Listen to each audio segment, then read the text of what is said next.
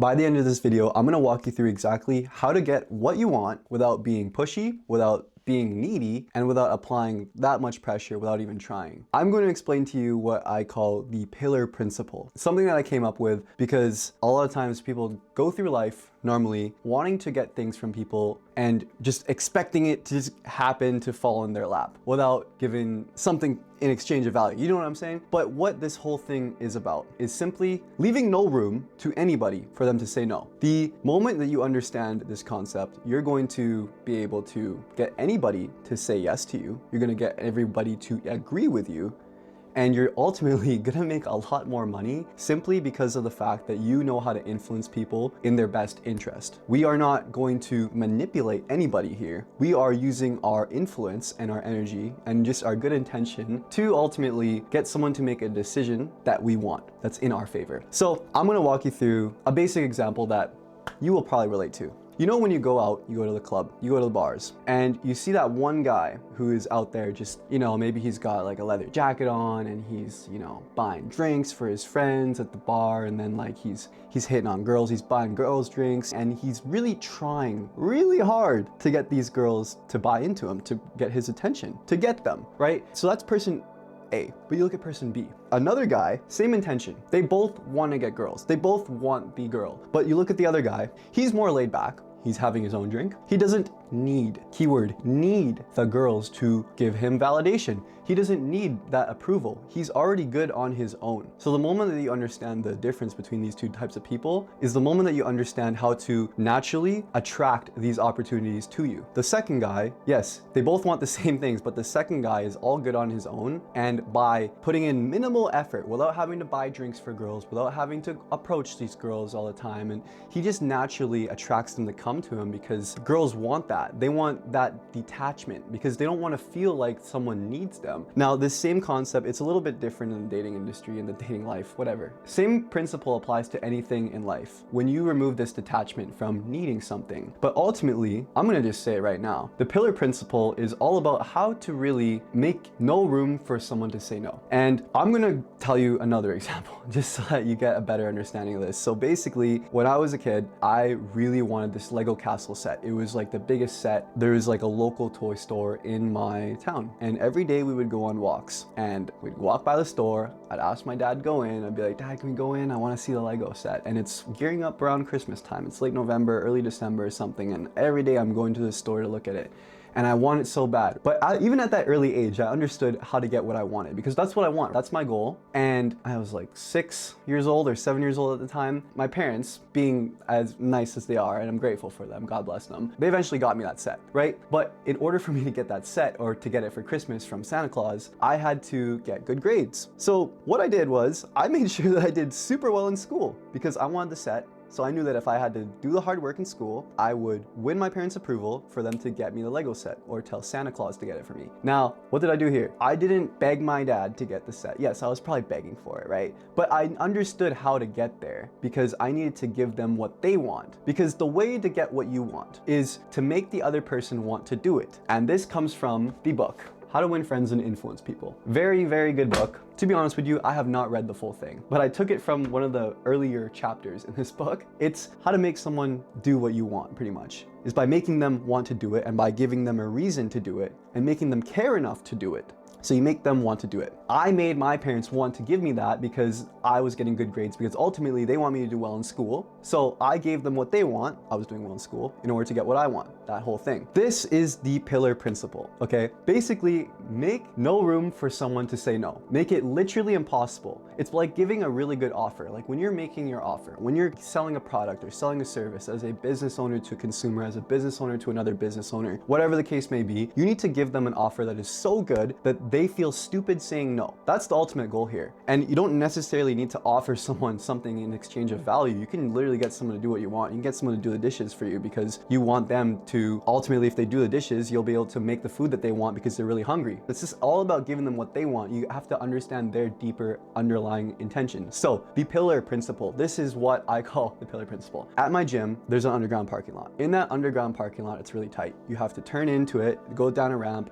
and when you're going down the ramp, you're peeling in, and then there's cars coming in, turning left and turning right, and it's really crowded and busy, right? It's a crowded little parking garage. I'm sure you've been in this before, the same situation. Now, whenever I'm parking, I always look to park next to a pillar. This is the reason why. Because when you park as close as you can to the pillar, risking that you're going to scratch your car, the side of your car up against that pillar, but you're risking so that you give the other cars that can park next to you a lot of space to open their door, right? You don't want to be in the middle of the spot or over too close to the right of it. So I do this especially if I'm by myself, because I don't have the passenger gonna open the door next to the pillar. In that case, I would find a different spot. But when I'm by myself, I give the other cars so much room to open their door because they're super objective. After they work out or after they get food or wherever they're coming from, they're looking to get out of that place and go home. And what is the easiest way to do that? By getting into their car, right?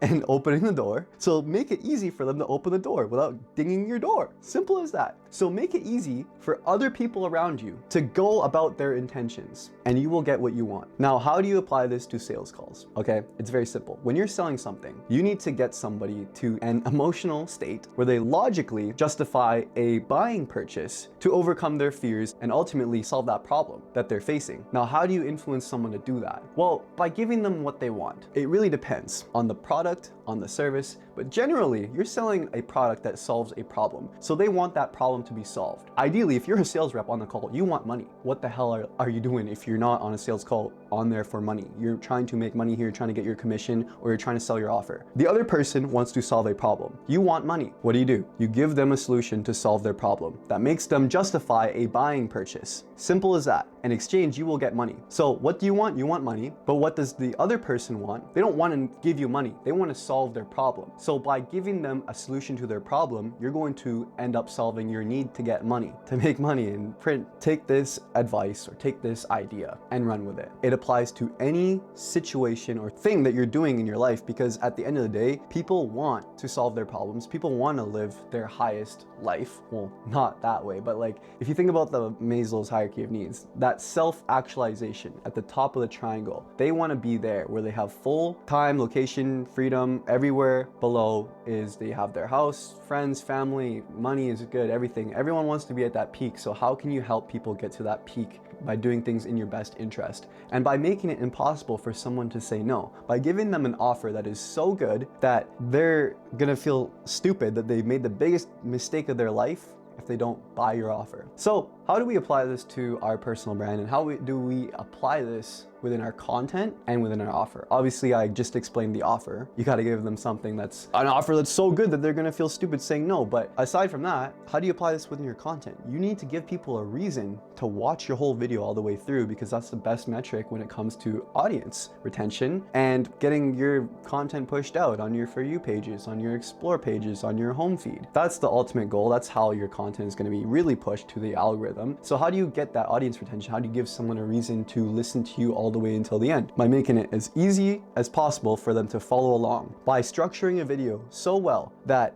their only objective is to get what they want, which is understanding the payoff at the end of the video. Do you get what I'm saying? So by giving them a whole package of a YouTube video or of an Instagram reel that gives them a reason to watch the video all the way until the end, that makes it simple for them to understand and get the payoff that they're there for and solve their own problem. In their mind, they do that multiple different times on different occasions for 7+ hours, and you have got someone fully trusted into you and bought into what you do, who you are, what you stand for, and all your values. That is the sauce, okay? That is really how you're going to be able to build trust with an audience. So taking all these principles that you learned, obviously this book, I recommend it. I gotta finish reading it, I'm being honest, but it's a sales book. And not only that, it's giving you all of the steps on how to really influence people to make decisions that are in their best interest, that are going to affect you very positively, right? So make people say yes, make the obvious solution for them to say yes, because when you don't, like when I park really in the middle or kind of angled towards the car, it makes it hard for people to get in their car. It adds friction. Your goal is to remove as much friction as possible to whatever process or whatever you are wanting in your situation. So think about this the next time that you want something. It doesn't even have to be in business, but think about it in life. I love my girlfriend, but sometimes we get in arguments, sometimes we have conversations, right? Her goal is to be heard, understood, and everything, and you have to understand that intention, but my goal is to be good. I'm trying to resolve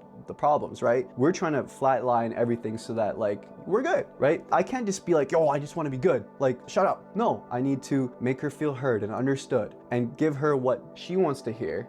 And that might even be putting my ego aside and putting down my pride and saying, you know what, I messed up. I love you, I'm sorry. And this is what I'm gonna do next time. This is my plan on how I'm gonna execute that so it doesn't happen again, whatever the case may be. But what I'm doing here is giving them what they want, because what I want is to be good. Whatever your intention is, think about how you can make the other person settle for what they want. That means giving them and giving you and the whole situation what you want. For that example, I want it to be good, so I'll say what I need to say, and when that's all taken care of, everything's good. Do you get what I'm saying? There's so many different ways to kind of put it, but it's something that you can take into your business. It's something that you really need to understand within your content. You make it very easy for people to consume your content and make it the obvious solution that your next steps and that your product and service are the obvious choice, the easiest way, right? Because if you look at all the opportunity costs and all the other things that are competitors, objections, different routes, doing it yourself, and then your offer has to be the obvious solution. It has to be the one thing that stands out that makes them say, yes, I need that, rather than being like, oh, I'm gonna do this, I'm gonna do that, I'm gonna do this other thing, this competitor, this person, that. You need to stand out and make that the obvious solution. So at the end of the day, if you made it up until this point, let me know if this information was helpful or if it wasn't. But either way, thank you for watching and stay locked in, my friend.